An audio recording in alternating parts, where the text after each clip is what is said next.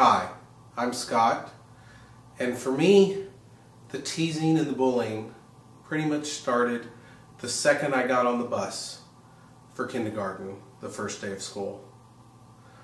Although I was lucky, as it turned out, I had an older cousin that I didn't know about who also rode the bus. She was in high school, and her name was Shanna, and once she found out we were related, she kind of became my guardian angel.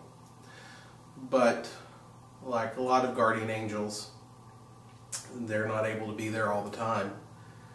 And so the teasing and the bullying, would happen. I got called just about every name under the sun, and I hadn't heard a lot of those words. And so the bullying and the teasing, they teach you not to trust strangers and people you don't know, which affects you later in life, and it affected me. But whenever Shannon was on the bus, I had this guardian angel. But that didn't last very long, because by the time I was in first or second grade, I think it was later in first grade, Shannon got taken from us by a drunk driver. So I only had a guardian angel on the bus for a year or two. But I had other cousins that were younger. They were much closer to my age that rode the bus. And so they made sure that I always sat with them, and that I didn't bring my ballet shoes out when I had ballet. Now you may be asking, what's a kid growing up in Callahan County doing taking ballet? But I was, and I enjoyed it and I loved it. And I was growing up on a cattle farm in Callahan County, Texas, but I was taking ballet. And that's pretty much how things continued through elementary school and junior high. And then I started playing football in junior high, so I had to give up ballet. And I played football, basketball, and track. And then in high school, I kind of got another guardian angel, Zach Brady, watched out for me in high school. But he was a senior, so that only lasted about a year.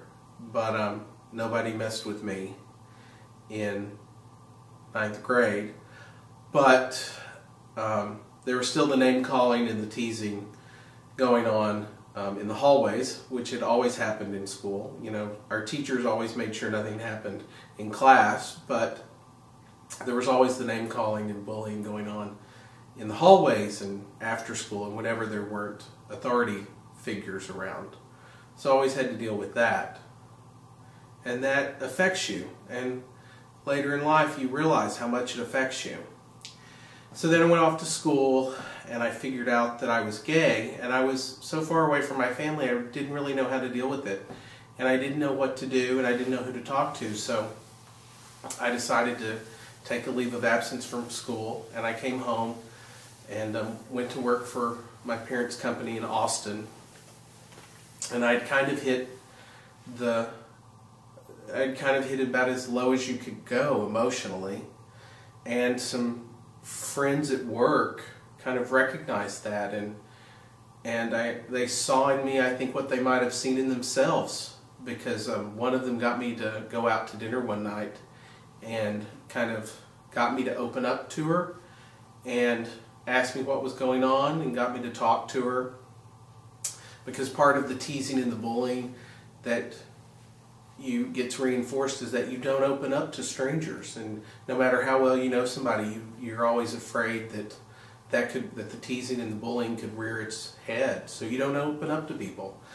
But Lora got me to open up to her, and she got me to come out to her, and she told me it was going to be okay and that it would get better. And it did get better. It got better that night, because all of a sudden I had a resource that I could turn to, because it turned out she was a lesbian. And I didn't know that. And she told me I needed to talk to Max, another friend from work. And so he took me to dinner the next night. And he started asking me questions, and he got me to come out to him. And it got better that night because I had another resource that it got better with, because as it turned out, he was gay. So in the space of 2 days, it all of a sudden got so much better because I had 2 resources. I didn't have the resources that are available today, like the Trevor Project or the National Suicide Prevention Hotline. I mean, we had IRC. The World Wide Web was a mere speck of what it is now. We didn't have anything like what we have now that's available to the youth today to talk to people when they need a resource to go to. So I can only tell you that the moment I started talking to them, it got so much better for me. I couldn't have imagined then what my life is like now. I work at an Ivy League institution, and I work with faculty, staff, and students who are impacting the environment and the world we live in at both a local, state, and international level. And I never could have pictured that. I'm married to a wonderful man. We have a house and we have a dog. We even have a white picket fence. And I never, ever in a million years would have pictured that. So I can only tell you that it gets better because I talked to somebody and I reached out when I needed help the most. So if it can happen to me from a kid who grew up on a cattle farm in Callahan County, it will definitely get better for you. I don't care where you are. It gets better, and it will get better, and you have to have hope that it does get better. So use the resources that are available to you and reach out to someone, because it will get better. I am proof that it gets better. It may not get better fast, but it does get better, and it does get so much better. You have no idea how much better it gets.